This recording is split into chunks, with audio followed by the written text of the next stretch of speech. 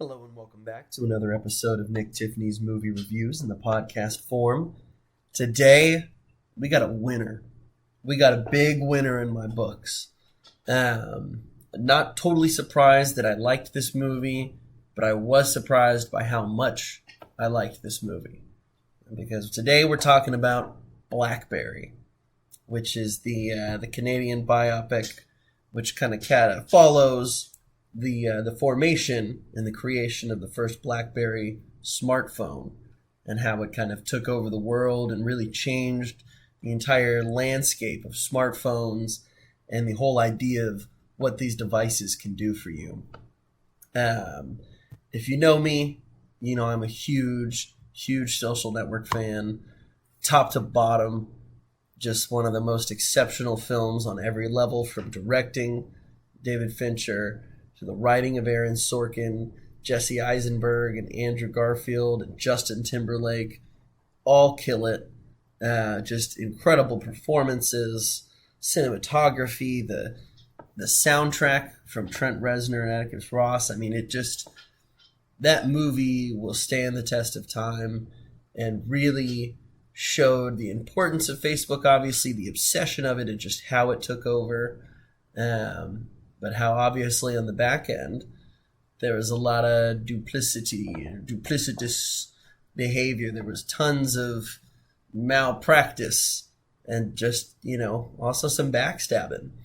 And the way that they framed that story and told it was awesome. I think it was the perfectly digestible way for people who, if they're like, I don't care about Facebook.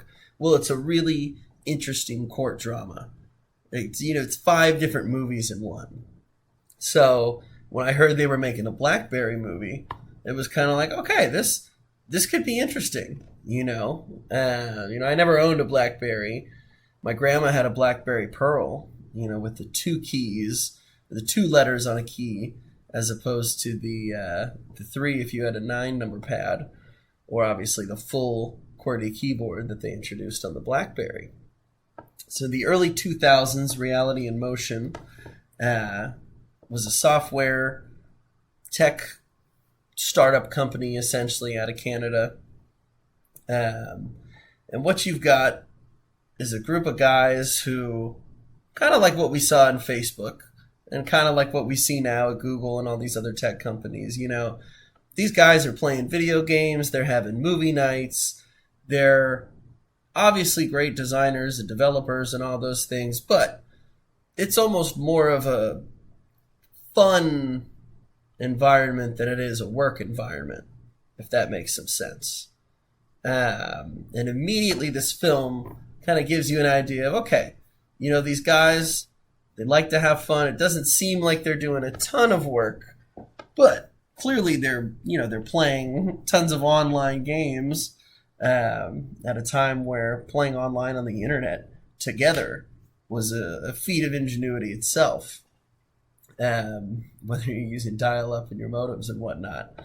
So Jay Baruchel, who we know as, Seth Rogen's best friend, and This Is the End. But he also plays the lead role in the How to Train Your Dragon movies. He plays Mike Lazaridis, who's the head of Reality in Motion, and who we follow for most of the story. His right-hand man is Doug, played by the writer and director of this movie, Matt Johnson, who kills it on all 3 of those fronts, since we're just acknowledging all of his roles here. The 2 of them, best friends, they're running this company. They need to have this giant order filled for a whole bunch of modems. It's this huge order from a robotics company. We're fine. We're going to make a lot of money. But on the side, they're pitching an idea for the world's first email smartphone. It'll have a keyboard. It'll be bigger than a pager. You'll be able to read your digital messages, respond with a full keyboard, all these things. It's going to be revolutionary. And so they're going around pitching, and they pitch to a guy named Jim Balsillie, played by Glenn Howerton, who many of you know as Dennis Reynolds from It's Always Sunny in Philadelphia. He is, the epitome of the wolf, not even in sheep's clothing. He will eat you alive in a meeting. He will chew you up and spit you out. But the guy knows how to talk, and he knows how to sell, and he knows how to work a room. And so when he gets in trouble at his own company, he remembers that these two guys came in with an idea for a phone, and hey, this might be my next move. So Jim comes to Reality in Motion, seeing this room full of all these would-be programmers goofing off, playing computer games, having movie nights, and spending more time on that than they are their actual jobs. And he makes them an offer. He comes in and he says, hey, I will run your company, and I will give you this much money right now. And we're going to build and create that smartphone. And we're going to sell it, and we're going to change the world. But I got to be in charge. I got the money, I've got the capital, I've got the power and the resources, and I can market this. And of course, Doug is, as we kind of see in the movie, Doug is more the voice for Mike than Mike is his own voice. Mike is a very timid, non-confrontational type of guy. Can hardly speak for himself. And so Doug does a good number of the negotiating and speaking for Mike. And he doesn't want to sacrifice the values of the company. He doesn't want things to become like the big rest of the corporations. We're still the little guys. That's what makes this fun. This is why we're here, is because we can do this work, but we're not taking it so seriously. There has to be time for fun. There has to be time for all of this. And, this is what Mike wants. Well, is it? And eventually, Mike comes around to the idea and says, hey, let's get into business with Jim. I think this is a smart move. Let's make it happen. And so Jim wastes no time. He comes in, and there's just, I won't spoil too much about the movie, but if you know Glenn Howerton and his ability to just form rage and be terrifying, but also just supremely funny with his delivery, once he kind of comes on as the boss, he's like, all right, well, I'm going to need a desk. I need a phone. We have an accountant, or, I have an assistant now. And so everyone's going to have to go through her for payroll, for all these things. But he's like, I need to use the phone and make a call. And he goes to pick up the receiver, and, you get that dial, fax, modem machine, everything. And, he hangs it up immediately. And he's like, what the? And he looks out, and all the employees, they're playing their online video game, whatever it is, and he just shouts through there. He's like, what, everybody get off the fucking internet. And I could never do it justice, because how he speaks, how he screams, the seriousness of how he delivers it, and then the faces of everybody else. It's comical, it's effective, in the sense that it's like, you're kind of thinking, I'm like, these guys need a kick in the ass. Because as Mike kind of comes around to the idea of, he's like, hey, what we're doing here and what we're building is so important. And it should be, you should be proud to be working on the Blackberry. And so they got to get to work. He tells them, hey, you guys have till tomorrow to build me a prototype. And it scares the shit out of the guys, but it also makes them scramble, and it turns on that side of their brains that was already kind of tooled for this. This is your area of expertise, so put your heads together. It's time to pull some of those startup, sleepless nights, and create a working prototype that we can pitch and get some funding for. And so this is where the movie really takes off, and it just. If you're like me, if you have an interest in mobile phones, in cellular technology, a lot of these things, which totally comes from my dad and the work that, he was doing when I was growing up. I was fortunate enough to see the evolution of smartphones, from pocket PCs and Blackberries to Windows phones, iPhones, Androids, everything, I got in at the bottom level and kind of got to, when he was developing for Windows Mobile, all these beautiful HTC devices, all these different phones that did so many different things, some with styluses, some with a full slide out keyboard, some with a double sliding ability, some that were touchscreen with keypads. I mean, smartphones used to be so smart. They used to be so cool.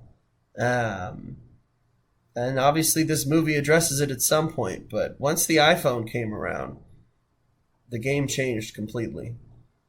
Android held out as long as they could, but they got rid of buttons. And, I look back at this crazy, cool time in tech history where you had some of the most ingenious and just awesomely designed devices. Everything wasn't the same. Nowadays, it's the same with cars now.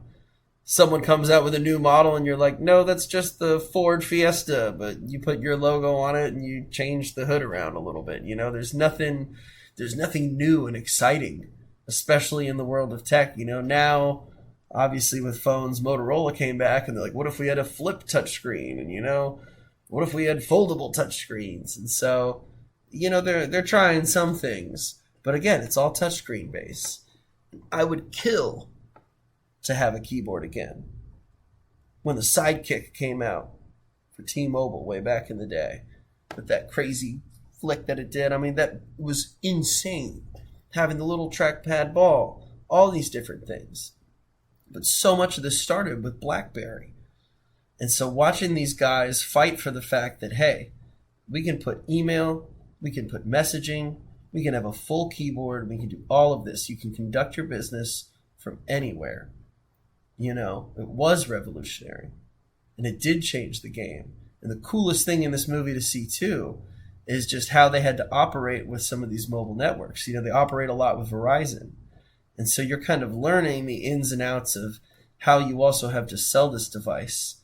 Because this was a time where, we're selling text messages at 29 cents a message, or, 1 minute of calls is $1. All these, they used to bill you for everything.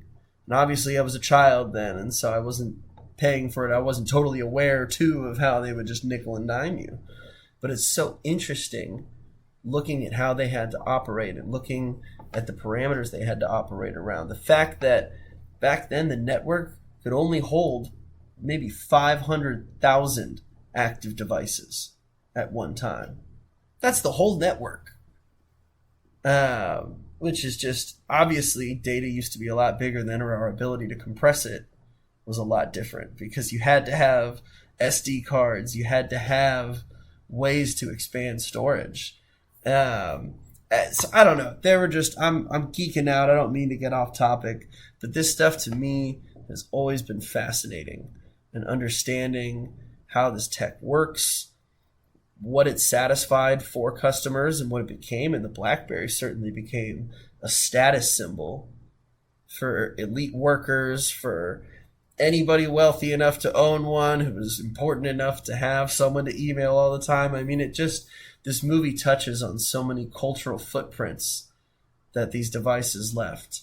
And one of the things I really liked about Mike Lazaridis and his character was like, and this isn't like, oh yeah, pro-America, whatever, but he's like, I don't want to sacrifice, I don't want to cheap out on materials to make mass production of models. I don't want to go to China to do this. If we're going to do it, I want to do it right. I want to make sure that each device gets the care that it deserves, that this is a quality product we're putting our names on, because it has to be for what it does.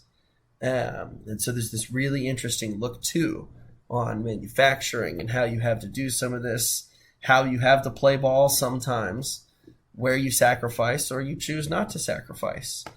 And then the growing of the times, and, whether all of that was for nothing. I really, really loved this movie. I call it Social Network-Lite when I describe it to people. And I don't mean for that to be anything other than like high praise. Because again, Social Network for me, that's like one of the greatest movies of my time for sure. But I would call it one of the best movies of all time. I could watch that thing again and again and again. And it's just insane and sensational every time. So for this to be Social Network-Lite means that, hey, they were, I'm like, there's some moments where it almost feels like they're recycling the soundtrack from the Social Network. these tech movies have fallen into that. Like, all right, it's got to be the Reznor style.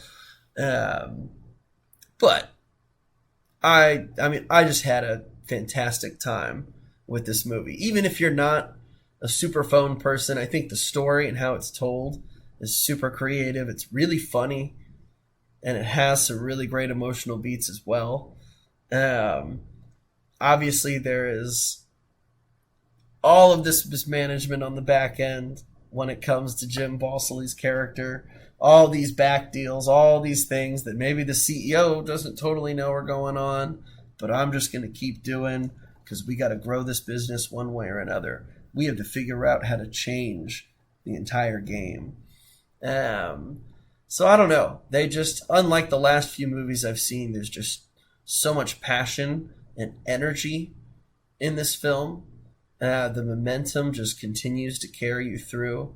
I can see this obviously being a huge hit on streaming. Once this hits streaming, I feel like this film's going to have some real legs.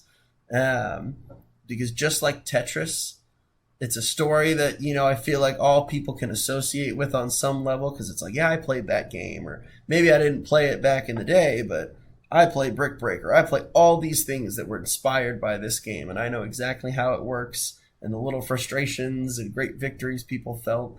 So people can totally relate to this film in the sense that the smartphone has changed all of our lives. For better, for worse, it did.